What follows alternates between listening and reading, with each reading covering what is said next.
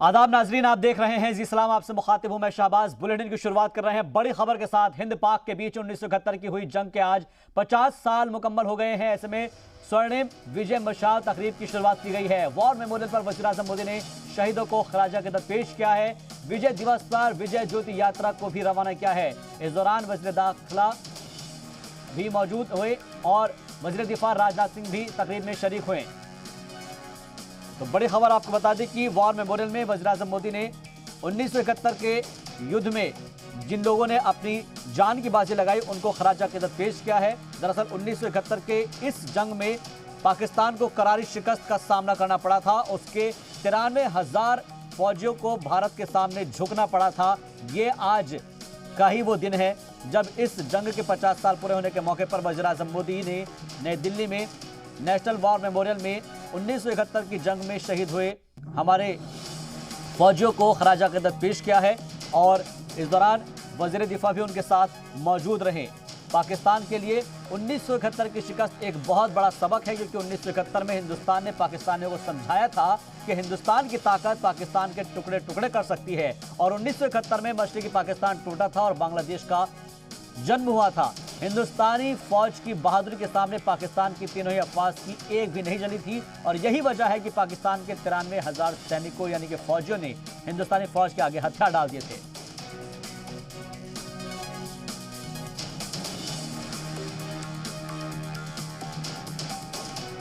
तो आज war memorial पर वज़ीर आज़म मोदी पहुंचे और उन्होंने खराज अकीदत पेश किया उन तमाम जवानों को जिन्होंने इस मुल्क के लिए अपनी कुर्बानी दी।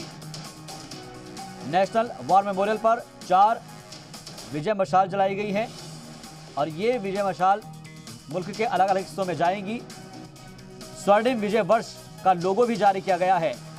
भारत पाकिस्तान जंग की 50वीं सालगिरह के मौके पर और इस दौरान स्वर्णिम मशाल को पीएम मोदी ने जलाया है। ये मुल्क के अलग अलग हिस्सों में जाएंगी। साथ ही आपको ये भी बता दें कि 1971 में पाकिस्तान ने ये सोचा था कि शायद हिंदुस्तान जवाब नहीं देगा, लेकिन हिंदुस्तान ने न सिर्फ जवाब दिया बल्कि उसके 2 टुकड़े कर दिए, क्योंकि 16 दिसंबर को विजय दिवस के तौर पर मनाया जाता रहा है। और ऐसे में वज़ीर आज़म मोदी पहुंचे और उन्होंने उन तमाम फौजियों को खराज अकीदत पेश किया जिन्होंने इस जंग में अपनी जान कुर्बान कर दी मुल्क के लिए।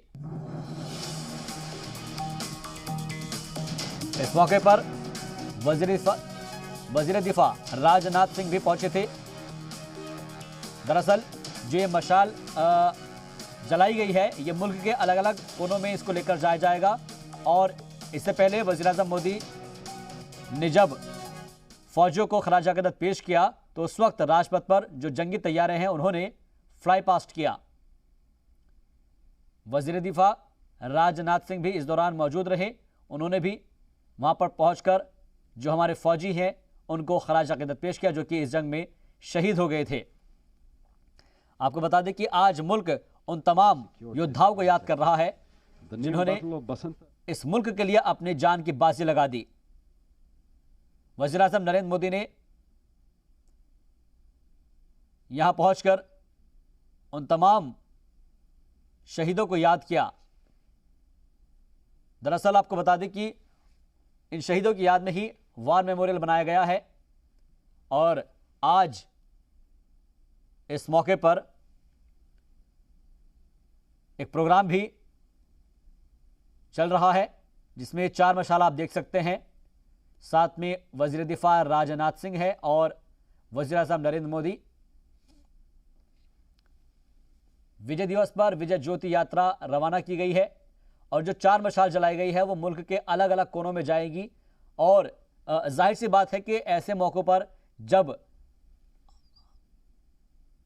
फौजियों की बात होती है, फौज की बात होती है, मुल्क की बात होती है तो सीना फख्र से चौड़ा हो जाता है कि हमारे जो जांबाज जवान हैं उन्होंने अपनी जान की परवाह किए बिना अपनी ज़िंदगी को इस मुल्क के लिए कुर्बान कर दिया।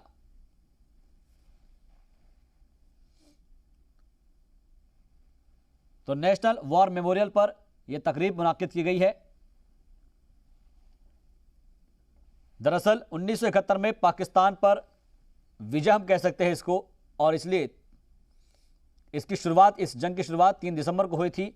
4 दिसंबर 1971 को लोंगेवाला में पाकिस्तान के 40 से ज़्यादा टैंक तबाह किए गए थे और ऑपरेशन ट्राइडेंट में पाकिस्तानी नौसेना के हेडक्वार्टर को तबाह कर दिया गया था। 7 दिनों तक कराची में पाकिस्तानी नौसेना हेडक्वार्टर जलता रहा था। ये एक बड़ी मिसाल है। और 13 दिनों तक इस जंग में पाकिस्तान ने भारत के सामने सरेंडर कर दिया था। तो जनरल नियाजी ने सरेंडर कर दिया था हिंदुस्तान की फौज के सामने। 93,000 पाकिस्तानी फौजियों ने यहां सरेंडर किया था। 1971 में पाकिस्तान पर जो फतह हासिल की थी, उसी की याद में आज नेशनल वॉर मेमोरियल पर पहुंचे वज़ीर आज़म नरेंद्र मोदी और उन तमाम जो फौजी हैं जो कि इस मुल्क के लिए कुर्बान हो गए, उन सभी को याद किया और उन सभी को खराज अक़ीदत पेश किया। वहीं दूसरी जानिब आपको बता दें कि जो एक स्ट्रैटेजी बनाई थी उसमें हिंदुस्तान कामयाब हुआ और पाकिस्तान के 2 टुकड़े कर दिए।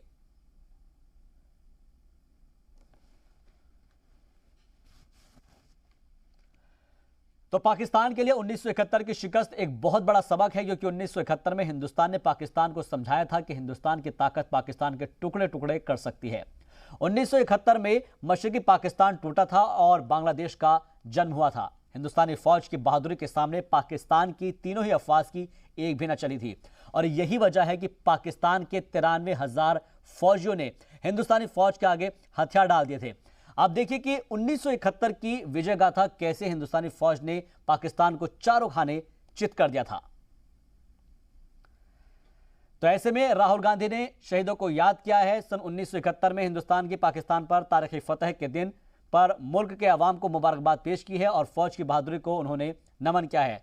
और ये उस वक्त की बात है, उन्होंने लिखा है कि जब हिंदुस्तान के पड़ोसी मुल्क हिंदुस्तान के वजीर आजम का लोहा मानते थे और हमारे मुल्क की सरहदों की खिलाफ वर्जी करने से डरते थे। राहुल गांधी ने यह ट्वीट किया है।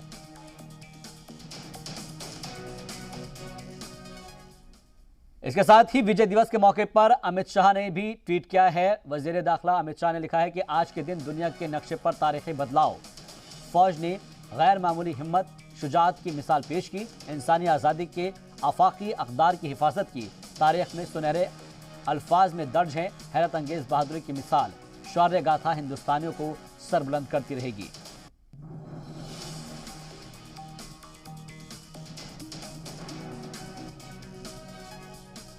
तो आज विजय दिवस के मौके पर विजय ज्योति यात्रा रवाना की गई है। वजीर दिफा राजनाथ सिंह पहले ही पहुंच गए थे और जहां पर उन्होंने रिसीव किया वजीर आज़म नरेंद्र मोदी को।